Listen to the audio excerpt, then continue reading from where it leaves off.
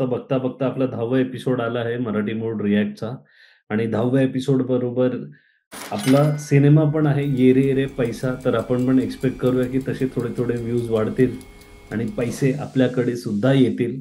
Sir मला trailer खूप आवडला. तू बघणार तर नाहीयेस थिएटरमध्ये, पण ओके. गजब बेइज्जती है. मला ठीक वाटलं. सिनेमाचा ट्रेलर अत्यंत रद्दड होता.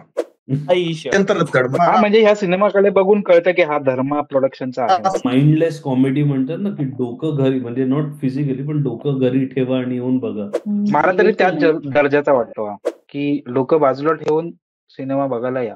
पण एंटरटेन व्हायला पाहिजे ना.